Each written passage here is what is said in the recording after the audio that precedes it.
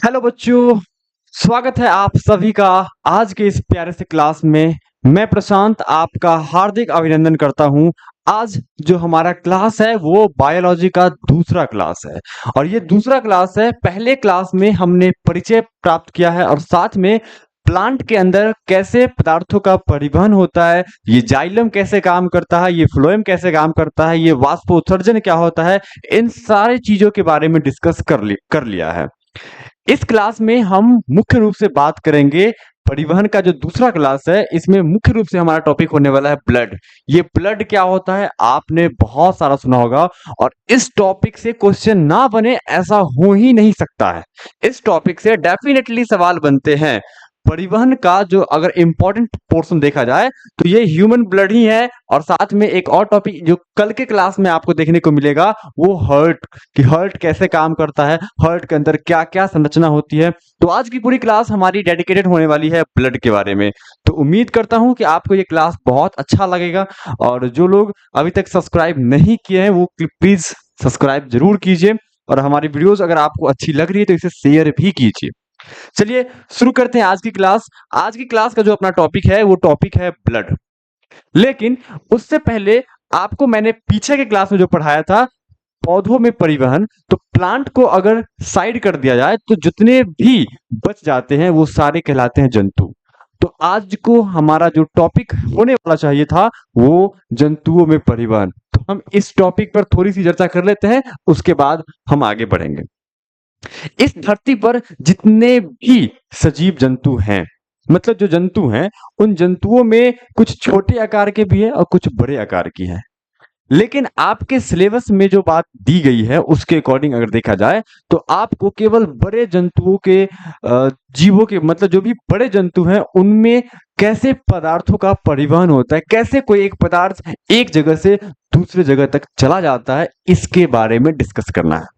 उम्मीद करता हूं कि आपको ये हमारी बात समझ में आ रही होगी कि जंतु में हमें बड़े जंतुओं के बारे में देखना है। तो जितने भी बड़े जंतु हैं इस धरती पर उन सब में देखा जाए तो पदार्थों को परिवहन कराने के लिए, मतलब एक जगह से दूसरे जगह तक ले जाने के लिए या फिर दूसरे जगह से एक जगह तक लाने के लिए एक सिस्टम काम करता है, एक पूरा तंत्र काम करता है और उस तंत्र को परिवहन तंत्र या परिसंचरण तंत्र कहते हैं। क्या कहते हैं उसे? परिवहन तंत्र कहते हैं या रक्त परिसंचरण तंत्र कहते हैं। ये दोनों एक ही नाम है, बस दो अलग अलग नाम दिया गया है, दोनों का अर्थ सेम होता है। रक्त परिवहन तंत्र कहा जाए या रक्त परिसंचरण तंत्र। और इस पूरे सिस्टम में, इस पूरे परिसंचरण तंत्र में, इस पूरे ट्रांसपोर्टेशन सिस्टम में मुख्यतः तीन भाग होते हैं। मतलब ये तीन भाग मिलके एक पूरा सिस्टम बना हुआ है। कौन कौन भाग? तो आपको पढ़ना है सबसे पहले ब्लड के बारे में, जो मैं आज की क्लास में आपको पढ़ाऊंगा। कल जो क्लास आपको देखने को मिलेगा उसमें हम हार्ट के बारे में पढ़ेंगे, हृदय के बारे में, और फिर परसों जो आपको क्लास देखने को मिलेगा उसमें हम ब्लड वेसल्स के बारे में पढ़ेंगे। ये तीन अलग अलग टॉपिक, और यहां से क्वेश्चन ना बने ऐसा हो ही नहीं सकता है। ध्यान रखेंगे, जंतुओं में पदार्थों के परिवहन के लिए जितने भी जंतु हैं उन सारे जंतुओं में परिवहन के लिए क्या परिवहन तंत्र होता है। और परिवहन तंत्र के कितने अवयव हैं? तीन अवयव हैं, मतलब तीन कारक हैं, तीन अंग मुख्य रूप से शामिल है उसमें। कौन कौन? एक तो ये ब्लड, दूसरा ये हार्ट और तीसरा ये ब्लड वेसल्स, रक्त वाहिनी। हम तीनों के बारे में एक एक करके डिस्कशन करेंगे, लेकिन आज का अपना टॉपिक फुल्ली रूप से होने वाला है ब्लड के बारे में। ब्लड के बारे में आपको पता है कि जो रक्त होता है इसको हम लोग खून भी कहते हैं, खून भी कहा जाता है, उर्दू में इसे लहू भी कहा जाता है, लहू।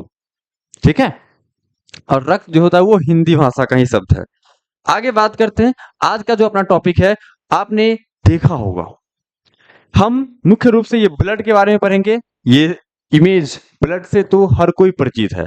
एक्चुअली यूट्यूब की पॉलिसी होती है कि आप वीडियोस में ब्लड नहीं दिखा सकते, बट मजबूरी है, आपको समझाना है, इसलिए हम आपको ब्लड दिखा रहे हैं क्योंकि हमारा टॉपिक ही ब्लड के बारे में है। और दूसरा ये हार्ट है और तीसरा ये ब्लड वेसल्स जिसको हम रक्त वाहिनी कह रहे हैं। उम्मीद करता हूं कि आपको इतना समझ में आ गया होगा कि एक पूरे परिसंचरण तंत्र में, एक पूरे परिवहन तंत्र में मुख्यतः तीन फैक्टर काम करते हैं। कौन कौन? पहला काम करता है ब्लड, दूसरा होता है हार्ट और तीसरा होता है ब्लड वेसल्स, मतलब रक्त वाहिनी। रक्त वाहिनी को हम सामान्य भाषा में नस कह सकते हैं। जो नसें आपको दिखाई देती हैं वो नस ही रक्त वाहिनी बायोलॉजी की भाषा में कहलाती है। तो आइए शुरू करते हैं इस टॉपिक को जिसके बारे में आज की क्लास को डेडिकेटेड किया गया है, मतलब ब्लड के बारे में। आपसे अगर पूछा जाए कि ब्लड क्या होता है, आपसे अगर पूछा जाए कि ब्लड क्या होता है, तो आप में से बहुत सारे बच्चे ये जानते हैं कि ब्लड क्या है, लेकिन शायद वो बता नहीं पाएंगे कि ब्लड क्या है। आप थोड़ी देर के लिए सोचोगे कि यार ब्लड है क्या। सोच के जरा देखो कि अगर आपसे मैं पूछ रहा हूं कि ये ब्लड क्या है, व्हाट इज ब्लड, रक्त किसे कहते हैं, डिफाइन करना हो आपको, आप क्या कहोगे? आपको सब पता है कि जो लाल रंग का है वो ब्लड है, लेकिन डिफाइन करने का एक तरीका होता है, परिभाषा लिखने का एक तरीका होता है। ब्लड के बारे में कहा जाए तो आपने उत्तक तो पढ़ा होगा, उत्तक तो पढ़ा होगा, तो ध्यान रखोगे ये जो ब्लड होता है वो एक प्रकार का उत्तक है, लेकिन ये लिक्विड रूप में रहता है। किस रूप में? लिक्विड, यानी कि तरल रूप में रहता है। तो ये तरल है और ये क्या करता है, एक जगह से दूसरी जगह तक वस्तुओं को लेके जाता है, यानी कि इसको तरल के साथ साथ संवहन उत्तक भी कहा जाता है। क्या है? रक्त क्या है? एक तरल संवहन उत्तक होता है, जो कैसा होता है? गाढ़े लाल रंग का होता है। ठीक है, यही बातें आपको आगे देखने को मिलेंगी। देखिए जरा, हमारा टॉपिक आज का है ब्लड। सबसे पहली बात कि ब्लड होता क्या है, मैंने आपको बताया कि रक्त जो होता है वो लाल रंग का एक गाढ़ा क्षारीय पदार्थ होता है। जो बातें इंपॉर्टेंट है उसको हमने अलग कलर से लिखा है। इसका मतलब यह है कि वो क्वेश्चन ऑब्जेक्टिव या तो बन चुका है या बन सकता है, इसीलिए उन बातों को ध्यान से सुनेंगे। मुझे पूरा भरोसा है कि जब आप इस चैप्टर को, इस टॉपिक को, आज की क्लास को अगर आप ध्यान से पढ़ लोगे, हालांकि इसमें कंटेंट बहुत ज्यादा है, अगर आप इसे ध्यान से पढ़ लोगे ना, उम्मीद है कि आपको 10th 12th के सारे क्वेश्चन बनेंगे ही बनेंगे, साथ में कॉम्पिटेटिव लेवल के भी क्वेश्चन आपसे बन जाएंगे। ठीक है, तो सबसे पहली बात कि जो रक्त होता है वो लाल रंग का क्या होता है? एक गाढ़ा क्षारीय पदार्थ है। क्षारीय पदार्थ कहने का मतलब आपको पता होगा कि जो स्वाद कड़वा होता है, जिसका पीएच मान 7 से ज्यादा होता है। पीएच मान कितना होता है? 7 से ज्यादा होता है, यानी कि उसको बेस भी कहते हैं। और जो स्वाद में खट्टा होता है उसको अम्ल कहते हैं, उसका पीएच मान 7 से कम होता है। आपने केमिस्ट्री के सेकेंड वाले चैप्टर में पढ़ा होगा। तो रक्त क्या है? लाल रंग का एक गाढ़ा क्षारीय पदार्थ है। कैसा पदार्थ है? क्षारीय पदार्थ है। अच्छा, क्षारीय पदार्थ है तो इसका पीएच मान कितना होता है? 7.4। आगे आपको लिखा हुआ मिलेगा कहीं पे। क्षारीय पदार्थ होता है जो पदार्थों का परिवहन करता है। सिंपल सा डेफिनेशन है। रक्त क्या है? तो रक्त लाल रंग का एक गाढ़ा क्षारीय पदार्थ है जो पदार्थों को ढोने का काम करता है। ढोने करने मतलब परिवहन करने का काम करता है। या आप ये भी बोल सकते हो कि रक्त जो होता है वो एक तरल संयोजी उत्तक है। आप ये भी बोल के निकल सकते हो, कोई दिक्कत नहीं है। रक्त क्या है? एक तरल संयोजी उत्तक है। ये भी क्वेश्चन पूछा जा चुका है माय डियर स्टूडेंट्स, इसलिए आप ध्यान रखेंगे। रक्त क्या है? एक तरल संयोजी उत्तक है। तरल मतलब वो लिक्विड के रूप में मिलता है, संयोजी मतलब वो एक कनेक्टिव टिश्यू है, और साथ में वो क्या है? एक उत्तक भी है। ओके, आगे बढ़ते हैं। यहां तक मुझे पूरा भरोसा है कि आपको समझ में आ गया होगा कि ब्लड क्या है। अब ब्लड से जुड़ी हुई बहुत सारे इंपॉर्टेंट फैक्ट्स हैं, उन फैक्ट्स को आप ध्यान से देखें, और ये फैक्ट्स अगर आप देख लेते हो तो फिर आपसे क्वेश्चन बनेंगे डेफिनेटली। मैंने आपको बताया कि रक्त क्षारीय होता है, इसका पीएच मान कितना होता है? 7.4। यहां पे लिखा हुआ है कि रक्त का पीएच मान कितना होता है? 7.4 होता है। 7.4 होता है। आगे, रक्त बनता कहां है? आप सोचोगे कि ये जो पूरे बॉडी में ब्लड है ये बनता कहां है? तो ब्लड जो बनता है वो बनता है बोन मैरो के अंदर, जिसको हम अस्थि मज्जा में कहते हैं, अस्थि मज्जा। लेकिन जब कोई व्यक्ति भ्रूणीय अवस्था में रहता है, मतलब मां के गर्भ के अंदर रहता है, तब उसके बॉडी में जो ब्लड बनता है वो बोन मैरो में नहीं, वो स्प्लीन में बनता है, जिसको हम प्लीहा कहते हैं और लीवर कहते हैं, लीवर में बनता है। ठीक है, बोन मैरो क्या होता है वो आपको मैं इमेज के जरिए समझा रहा हूं। देखिए जरा, ये आप देख रहे हैं, ये हड्डी होता है, और हड्डी के अंदर जो जगह होता है, ये जो वाला जगह दिख रहा है आपको, यही होता है बोन मैरो। क्या बोलता है? Bone marrow. और इसी बोन मैरो का इमेज यहाँ पे दिखाया गया है, और इसी बोन मैरो में क्या बनता है? ब्लड बनता है। ध्यान रखेंगे, रक्त का निर्माण कहां होता है? अस्थि मज्जा में। याद रखेंगे, मैं आपसे पूछूंगा लास्ट में, रक्त का निर्माण कहां होता है? अस्थि मज्जा में, यहां लिखा गया अस्थि मज्जा, जिसको अंग्रेजी में बोन मैरो कहते हैं। लेकिन जब वो बच्चा भ्रूणीय अवस्था में रहता है, भ्रूणीय अवस्था मतलब मां के गर्भ के अंदर रहता है, तब रक्त कहां बनता है? यकृत यानी कि लीवर के अंदर, और साथ में प्लीहा के अंदर बनता है। ये दो बातें आपको ध्यान रखनी है। ब्लड कैसा होता है? क्षारीय पदार्थ है। किस रंग का होता है? लाल रंग का होता है। पीएच मान कितना होता है? 7.4। बोलना आप, ताकि आपको याद हो जाए। रक्त बनता कहां है? रक्त बनता है अस्थि मज्जा में। लेकिन जब बच्चा भ्रूण के अंदर रहता है, मां के गर्भ के अंदर रहता है, तब कहां बनता है? लीवर में यानी कि यकृत में बनता है। और कहां बनता है? प्लीहा, जिसको स्प्लीन कहते हैं, वहां बनता है। इमेज में आप देख सकते हैं, ये आपको इमेज दिया गया है। ओए, ये देखिए, ये होता है लीवर। ये है आपका लीवर, जिसको हम यकृत भी कहते हैं। लीवर कह लो, यकृत कह लो, दोनों एक ही बात होता है। और ये है आपका स्प्लीन, जिसको हम प्लीहा कहते हैं। प्लीहा कहाँ रहता है? तो ध्यान रखना, ये जो अमाशय होता है, मैंने आपको समझाया था कि ग्रास नली के बाद भोजन अमाशय में जाता है, तो अमाशय के ऊपर ही एक संरचना रहता है, जिसको हम प्लीहा बोलते हैं, स्प्लीन कहते हैं। और स्प्लीन की एक खास बात है, रक्त तो यहाँ बनता है जब बच्चा भ्रूणीय अवस्था में रहता है, लेकिन उसमें जो आरबीसी है, उस आरबीसी इसी में जाने के बाद मर जाता है, तो उसको हम आरबीसी का कब्र भी कहते हैं। वो आपको इसी में आगे पढ़ना है, ठीक है। उम्मीद करता हूं कि आपको इतना समझ में आ गया होगा। आगे देखिए, रक्त की जो मात्रा होती है वो मेल में और फीमेल में अलग अलग होती है, तो आप ध्यान रखना। रक्त जो होता है वो पुरुष में लगभग 5.5 लीटर के आसपास होता है। 5.5 मतलब 5.5 लीटर। और महिलाओं में ब्लड की कमी होती है, महिलाओं में ब्लड की कमी होती है, उसमें लगभग 4.5 लीटर होता है। पुरुष में ब्लड की जो मात्रा होती है लगभग 5.5 लीटर, और फीमेल्स में लगभग 4.5 लीटर। महिलाओं में ब्लड की कमी होती है, इसी वजह से महिलाओं में जो एनर्जी होता है पुरुषों की तुलना में कम होता है, और पुरुषों का शरीर मजबूत होता है महिलाओं की तुलना में। महिलाओं को अगर एक झापट दे दिया जाए तो बेहोश हो जाएगी, दांती उती लग जाएगा उसको, लेकिन पुरुष को नॉर्मली कुछ नहीं होता है। हाँ, जिन पुरुष में ब्लड की कमी होगी उनको तो जरूर कुछ होना कुछ हो जाएगा, लेकिन महिलाओं में अक्सर ब्लड की कमी होती है। अच्छा, ब्लड जो भी होता है वो, उसका जो बॉडी वेट होता है, वो बॉडी वेट का लगभग 7 से 8% होता है। 7 से 8% मतलब पूरे बॉडी को अगर 100% माना जाए, तो उसके बॉडी वेट का जो 7% होगा। जैसे अगर कोई व्यक्ति 100 kg का है, 100 kg का है, तो इसका मतलब कि उसमें 7 kg ब्लड होगा, 7 लीटर के आसपास ब्लड होगा। ध्यान रखेंगे, 7 से 8% का मतलब यही है कि 100 में कितना परसेंट, ठीक है। ओके, आगे बात करते हैं। रक्त का अध्ययन करना, ब्लड के बारे में पढ़ते हैं, उसको हेमेटोलॉजी कहा जाता है। याद रखेंगे, ब्लड का अध्ययन करना हेमेटोलॉजी कहलाता है। Study of blood is called haematology. और जब किसी बॉडी के अंदर, जब किसी व्यक्ति के अंदर, जब किसी पुरुष या महिला किसी के अंदर रक्त की कमी हो जाती है, तो एक रोग हो जाता है। उस बीमारी को कहा जाता है एनीमिया। क्या बोलते हैं? एनीमिया रोग। रक्त के कमी के कारण कौन सा रोग होता है? एनीमिया। कौन सा? एनीमिया। आपको पता है कि रक्त लाल होता है, और लाल होने के कारण होता है हीमोग्लोबिन। लाल होने का मुख्य कारण होता है हीमोग्लोबिन। और हीमोग्लोबिन में एक धातु मिलता है जिसका नाम है आयरन, और उसी आयरन की कमी के कारण रक्त की कमी होती है, जिसके कारण आरबीसी मर जाता है और एनीमिया नाम का बीमारी हो जाता है। उम्मीद करता हूं कि आपको इतना क्लियर हो गया होगा, और आपने ये इमेज भी समझ गया। ये होता है अस्थि मज्जा। ये क्या है?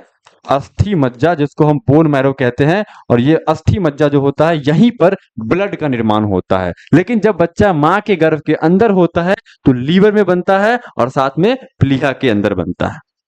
आगे, रक्त में अगर देखा जाए तो मुख्य रूप से दो भाग होते हैं। एक ब्लड के अंदर मुख्य रूप से दो भाग होते हैं, जरा इसको समझिए। रक्त के अंदर मुख्य रूप से दो भाग होते हैं। कौन कौन? एक ब्लड में, ध्यान देंगे, जो ब्लड होता है उस ब्लड के दो भाग, रक्त में दो भाग। एक भाग को सॉलिड कहा जाता है, और एक भाग को लिक्विड कहा जाता है। लिक्विड कहने का मतलब ये तरल कहलाते हैं, इसको तरल भाग कहते हैं, तरल भाग। और उसको कहते हैं ठोस भाग, इसको कहते हैं ठोस भाग। इतना तो आपको पता होगा, तरल भाग और ठोस भाग। ध्यान रखेंगे, जो तरल भाग होता है, इस तरल भाग को एक नाम दिया गया है, इसी को हम प्लाज्मा कहते हैं। तरल भाग को क्या कहते हैं? प्लाज्मा। प्लाज्मा इंग्लिश वर्ड है, हिंदी में भी प्लाज्मा ही आप समझो। तो ध्यान रखेंगे, ब्लड में दो पार्ट, कौन कौन? लिक्विड वाला पार्ट सॉलिड वाला पार्ट। जो लिक्विड वाला पार्ट है उसको हिंदी में तरल भाग कहते हैं, और उसको उसको उसको उसमें जो पाया जाता है उसको प्लाज्मा कहते हैं। प्लाज्मा तरल रूप में मिलता है। और जो सॉलिड पार्ट होता है इसको बोलते हैं ब्लड सेल। ब्लड सेल मतलब रक्त कोशिका। क्या बोलते हैं? Blood cell. रक्त कोशिका या रक्त कणिकाएं या रुधिराणु भी कहते हैं। ठीक है, ब्लड सेल यानी कि रक्त कोशिका। रक्त कोशिका। और इसी रक्त कोशिका के अंदर आपको मैं बताऊं कि इसी रक्त कोशिका के अंदर आरबीसी आता है, साथ ही डब्ल्यूबीसी आता है। आरबीसी, डब्ल्यूबीसी और इसी में प्लेटलेट्स भी आता है। ठीक है, तो ध्यान रखेंगे। उम्मीद करता हूं कि आपको इतना समझ में आ गया होगा कि एक ब्लड के अंदर कितने भाग? 2 भाग। ब्लड सेल यानी कि ठोस भाग, और प्लाज्मा यानी कि लिक्विड भाग। जो पूरा ब्लड होता है ये पूरा अगर 100% होता है तो इस 100% में से 55% भाग प्लाज्मा का होता है। कितना प्रतिशत? 55%। और इसमें सॉलिड वाले पार्ट जो होते हैं वो कितने हो जाएंगे? 45%। तो ध्यान रखेंगे, ये 45% और ये 55% होता है। आपसे सवाल पूछा जाएगा, बताइए कि एक ब्लड में, मतलब ब्लड में प्लाज्मा कितना प्रतिशत? 55। ब्लड सेल कितना प्रतिशत? 45। तो ये ज्यादा है, ये कम है, इसीलिए जो ब्लड सेल होते हैं यानी कि आरबीसी, डब्ल्यूबीसी और प्लेटलेट्स, ये तीनों इसी प्लाज्मा में तैरते रहता है। ठीक वैसे ही जैसे पानी जो होता है, शरबत आप पिए होंगे, तो शरबत जो बनाते हैं तो शरबत में पानी और चीनी मिलाते हैं। तो ऑब्वियसली बात है कि आप पानी ज्यादा रखते होंगे, चीनी कम रखते होंगे, नहीं तो घुलेगा कैसे? अगर चीनी ही बहुत, 1 बोरी चीनी या 2 ग्राम पानी, शरबत बन जाएगा? नहीं ना बनेगा। तो पानी ज्यादा रहता है, तो ज्यादा पानी है और उसमें हम चीनी डाल रहे हैं, तो वैसे ही चीनी यानी कि ठोस रूप है वो ब्लड सेल के जैसे काम करेगा, और प्लाज्मा जो पानी डाल रहे थे वो लिक्विड की तरह काम करेगा। उम्मीद करता हूं कि आपको ये बात समझ में आ गया होगा। वही बात आपको यहाँ समझाया गया है। क्या समझाया गया जरा देखिए। रक्त की संरचना मतलब स्ट्रक्चर ऑफ ब्लड। एक ब्लड का जो स्ट्रक्चर होता है वो क्या होता है? ब्लड में मुख्य रूप से 2 घटक होते हैं, 2 फैक्टर्स होते हैं। कौन कौन? प्लाज्मा कितना प्रतिशत? 55%। और ब्लड सेल कितना? रक्त कोशिका जिसको हम ठोस भाग भी कह रहे हैं वो कितना? 45%। ये आपको क्लियरली दिख रहा होगा। ये एक टेस्ट ट्यूब है। इस टेस्ट ट्यूब के अंदर ब्लड लिए गए हैं, तो ब्लड में नीचे वाला पार्ट है वो जमा हुआ है, और ये आरबीसी यानी कि रेड ब्लड सेल होता है, और यहाँ पे बीच में व्हाइट वाला पार्ट दिख रहा होगा, ये डब्ल्यूबीसी है। ये दोनों मिलके और प्लेट सेल तीनों मिलके जो होता है वो होता है कितना? 45%। 41% अकेला होता है आरबीसी, सबसे ज्यादा मात्रा में आरबीसी होता है। और मतलब पूरा ब्लड सेल अगर इसको में केवल देखा जाए तो इसमें केवल 99% भाग, ये समझ में आ रहा है ना? इस 45% को अगर पूरा देखा जाए, 100% मान लिया जाए, तो इसमें 99% भाग क्या होता है? आरबीसी रहता है। ठीक है, तो उम्मीद करता हूं कि आप ये तो समझ गए होंगे।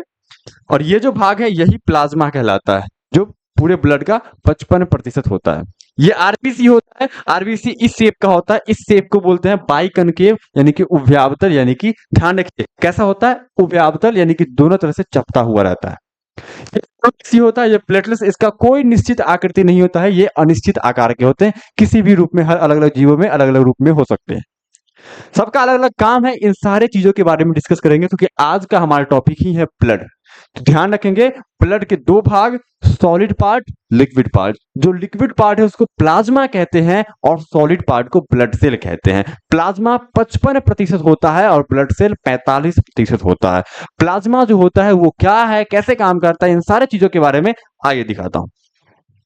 प्लाज्मा क्या है? प्लाज्मा के बारे में बहुत सारे क्वेश्चन बनते हैं। सबसे पहली बात, जो प्लाज्मा होती है वो आपको मैंने यहाँ पे दिखाया था, कौन से कलर का है? तो वो हल्का पीले कलर का होता है। तो ध्यान रखेंगे, प्लाज्मा कैसा होता है? वो हल्का पीला होता है। पहला क्वेश्चन बन गया यहाँ से।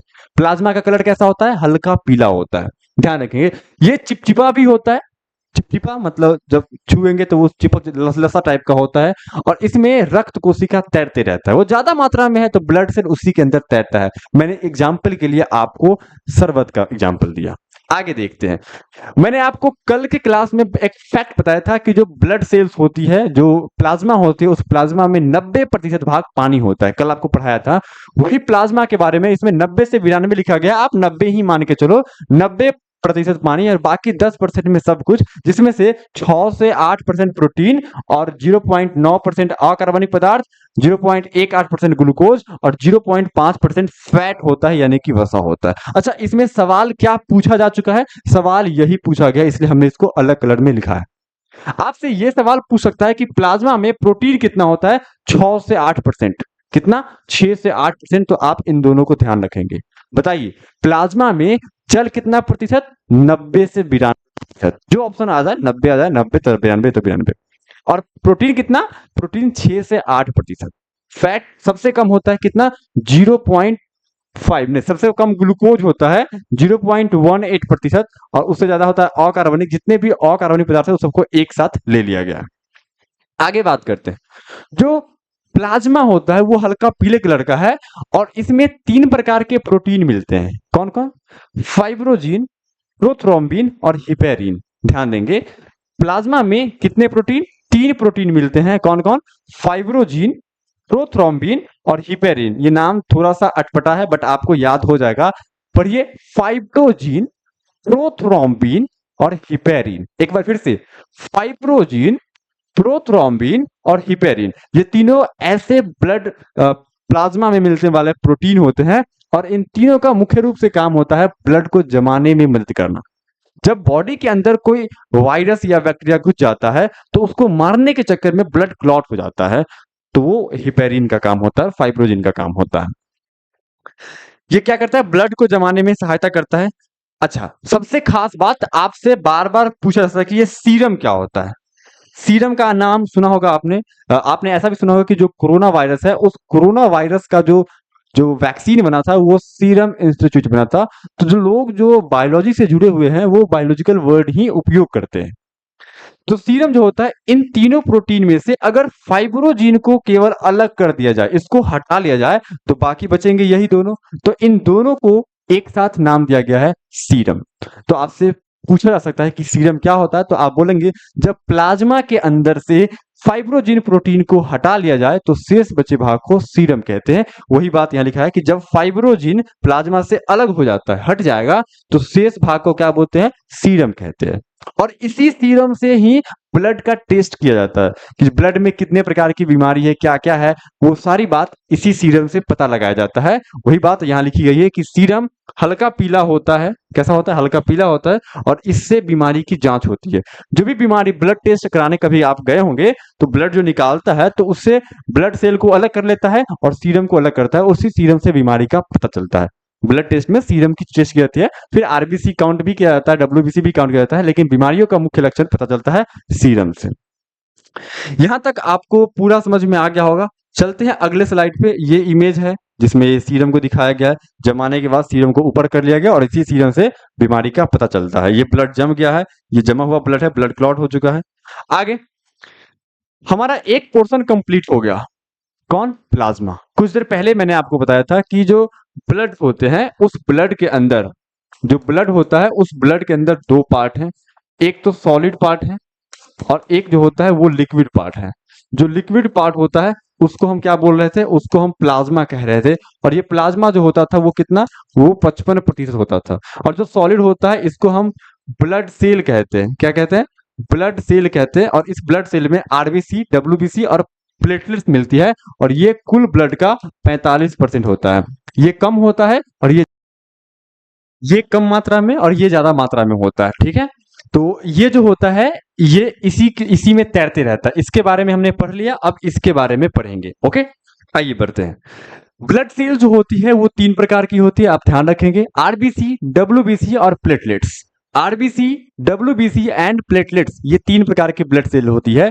आरबीसी का पूरा नाम होता है रेड ब्लड सेल। आरबीसी का पूरा नाम रेड ब्लड सेल, यानी कि हिंदी में लाल रक्त कोशिका कहते हैं। और डब्ल्यूबीसी का पूरा नाम व्हाइट ब्लड सेल होता है। व्हाइट ब्लड सेल, जिसको हम श्वेत रक्त कोशिका या श्वेत रक्त कणिका कहते हैं। ये दोनों आपको पता होना चाहिए। प्लेटलेट्स को थ्रोम्बोसाइट्स या रक्त पट्टिकाणु या रक्त बिंबाणु, ये अलग अलग नाम है जो अलग अलग नाम से ये जाने जाते हैं।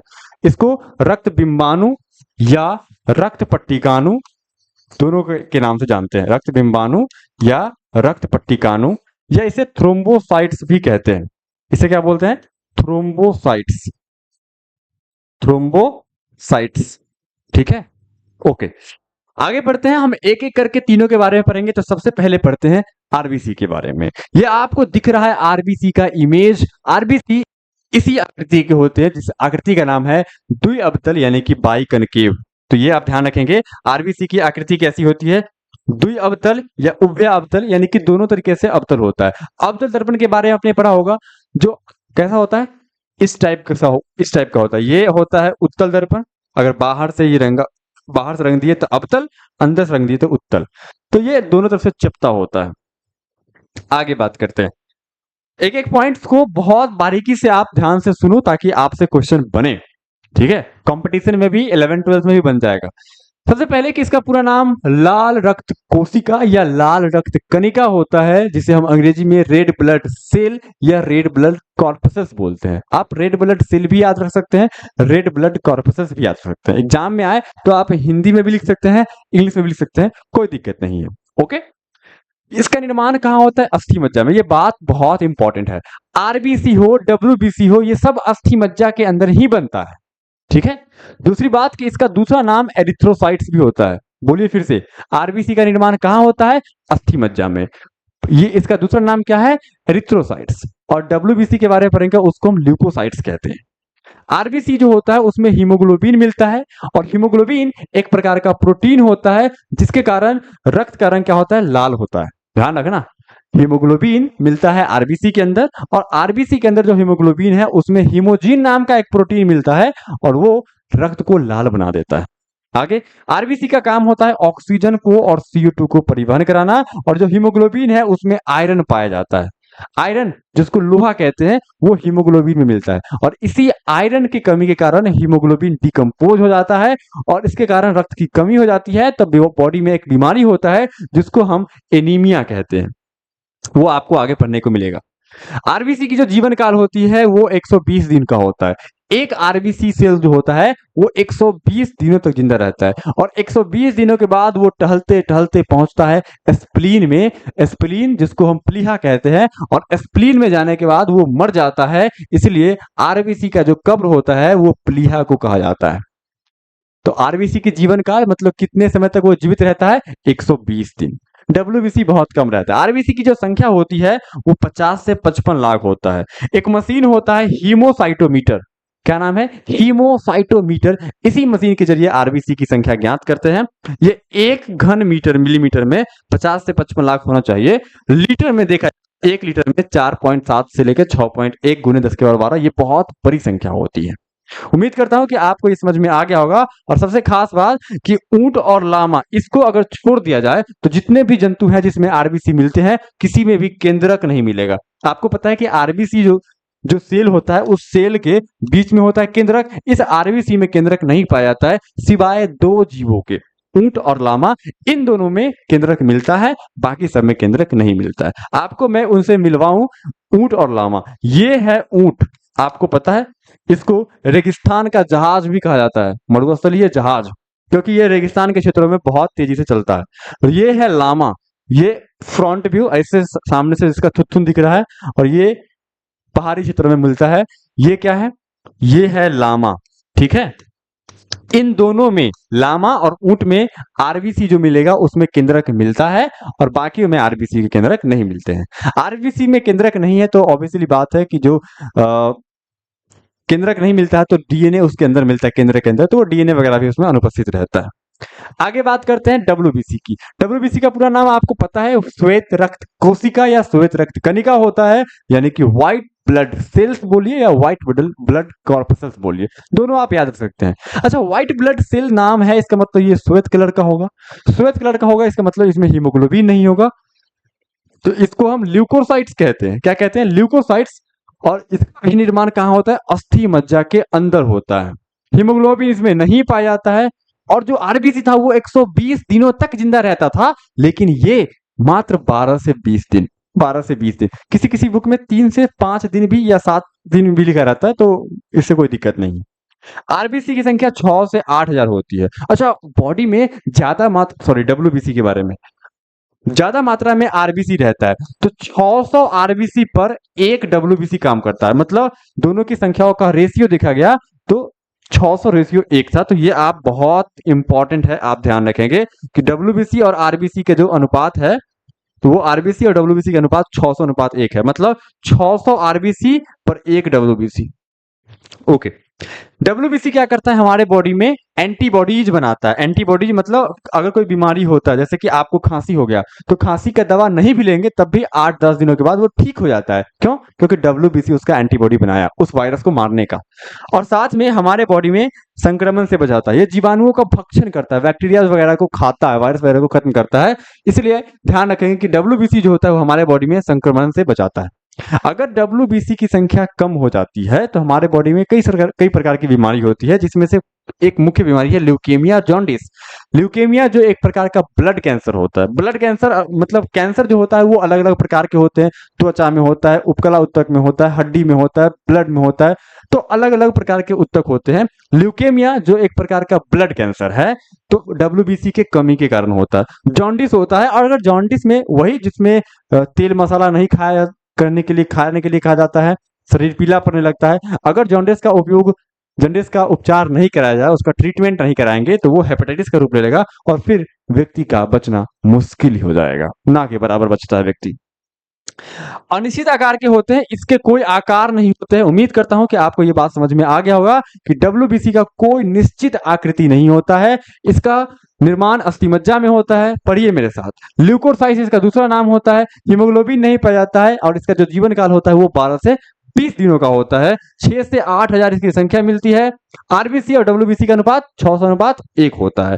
एंटीबॉडी बनाने का काम करता है, संक्रमण से रोकता है, कमी के कारण ल्यूकेमिया होता है, जॉन्डिस होता है और हेपेटाइटिस होता है। ओके, यहां तक समझ में आ गया आपको सारी बातें। अब हम पढ़ते हैं रक्त पट्टिकाणु के बारे में, जिसको हम प्लेटलेट्स कहते हैं। प्लेटलेट्स को रक्त बिंबाणु या थ्रोम्बोसाइट्स भी कहते हैं। ये मैंने आपको पहले भी बताया, अभी भी आपको मैं वही बता रहा हूं कि रक्त पट्टिकाणु जिसको हम प्लेटलेट्स कहते हैं, इसको थ्रोम्बोसाइट्स भी कहा जाता है, और इसे रक्त बिंबाणु भी कहते हैं। इसका बहुत इंपॉर्टेंट रोल होता है हमारे बॉडी में। अगर इसकी कमी हो जाए तो हमारे बॉडी में जब कहीं भी ऐड लग जाता है, मतलब कट उठ जाता है, छिला उला जाता है, तो ब्लड निकलने लगता है। तो ब्लड निकलने लगता है और कुछ समय बाद रुक भी जाता है। रोकने का काम यही महोदय करते हैं, प्लेटलेट्स। तो इनका होना बहुत जरूरी है। रक्त को जमाने में ये मदद करता है। 7 से 10 दिन इसका जीवन काल होता है, मतलब एक प्लेटलेट्स की जो जीवन काल वो 7 से 10 दिन का होता है। आकृति जो होता है वो अनियमित होता है, कोई निश्चित आकृति इसका नहीं होता है, फिक्स शेप के ये नहीं होते हैं।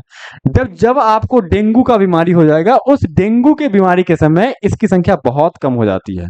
और जब आपको इसकी संख्या कम हो जाएगी तो आपको कीवी फल खाना चाहिए, बकरी का दूध पीना चाहिए, या डाब, नारियल का जो डाब होता है वो आप पी सकते हैं, पपीता खा सकते हैं। ये सब खाने से आपको क्या, प्लेटलेट की संख्या बढ़ेगी। हरी साग सब्जी खा सकते हैं, कच्चा पपीता खा सकते हैं, बकरी का दूध का सेवन कर सकते हैं, पपीता खा सकते हैं।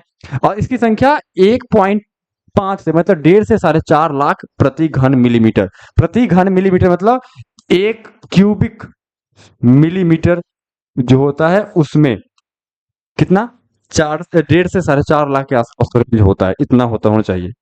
एक और बात आपको ध्यान रखना चाहिए कि जो विटामिन के होता है, इसके कमी के कारण भी ब्लड थक्का नहीं बन पाता है। अगर बॉडी में विटामिन के की कमी हो जाए तो, अगर ऐसा होता है तो एक बीमारी होता है जिसका नाम है हीमोफीलिया। क्या नाम है? हीमोफीलिया। और ये हीमोफीलिया है, इस बीमारी में भी यही होता है कि रक्त का थक्का नहीं बनता है। अगर आपके शरीर का कोई भी अंग कट उठ जाता है या छिला उला जाता है, तो रक्त जब निकलना शुरू हो जाएगा तो पूरा रक्त निकल जाएगा। और पूरा रक्त निकलेगा तो आपका जो हार्ट धक धक कर रहा था, ये धक धक करना बंद हो जाएगा और आप एक दिन स्विच ऑफ हो जाइएगा, मतलब मर जाइएगा। हीमोफीलिया को ब्लीडर्स डिजीज भी कहा जाता है, क्योंकि इसमें ब्लड जब निकलता है तो बहना बंद नहीं होता है। जो रक्त परिसंचरण है, इसका खोज विलियम हार्वे ने किया था। ये बात भी आपको ध्यान रखना है। कौन सा वैज्ञानिक? विलियम हार्वे ने रक्त परिसंचरण का खोज किया था। बंदर में किया गया था ये पहली बार। किसमें? बंदर में नहीं, बंदर में नहीं, मानव में ही किया गया था। आइए, ये कीवी फल है, ये नारियल का डाब है, और ये बकरी का दूध। इसको खाने पीने से क्या होता है, आपके बॉडी में प्लेटलेट की संख्या बढ़ेगी। ये सबसे ज्यादा कारगर है। जल्दी मात्रा में अगर बढ़ाना है तो आप ये खा सकते हैं। ब्लड का क्या काम है, रक्त का क्या काम है, तो हमारे बॉडी में 3-4 काम करता है। सबसे पहला कि हमारे बॉडी के टेम्परेचर को कंट्रोल करता है और पोषक पदार्थ जो भी न्यूट्रिएंट्स हमारे बॉडी में गए हैं उन सबको पूरे बॉडी तक पहुंचाने का काम यही करता है। गैसों का एक्सचेंज कराता है, परिवहन कराता है, ऑक्सीजन को लेके जाना, CO2 को लेके बाहर निकलना, ये इसी का काम होता है। और उत्सर्जी पदार्थ जो होता है उसका परिवहन कराना इसका काम होता है। उम्मीद करता हूं कि आपको ये बात समझ में आ गया होगा। ठीक है, किसी को कोई दिक्कत, किसी बच्चे को कोई दिक्कत? तो आज की क्लास के लिए इतना ही। मुझे पूरा भरोसा है कि अगर आपको आप में से किसी भी बच्चे को ये नहीं समझ में आया होगा एक बार में, तो आप दोबारा लेक्चर देख लेना, आपको पूरी बात समझ में आएगी। ठीक है, आज के लिए इतना ही। आज हमने पढ़ा ब्लड के बारे में और कल का जो क्लास होगा उसमें हम पढ़ेंगे हार्ट के बारे में, यानी कि हृदय के बारे में। हार्ट क्या होता है, कैसे काम करता है, कौन कौन सी संरचना होती है और क्या क्या उसका नाम है, इसके बारे में हम बात करेंगे। कहाँ कहाँ ब्लड जाता है, कैसे कैसे काम होता है, एवरीथिंग अबाउट द हार्ट हम कल के क्लास में पढ़ेंगे। मुझे पूरा भरोसा है कि आपको ये क्लास अच्छा लगा होगा, तो एक प्यारा सा फीडबैक जरूर देंगे कि क्लास आपको कैसा लग रहा है। फिर हम मुलाकात करते हैं आपसे कल दोपहर 2 बजे। Good bye.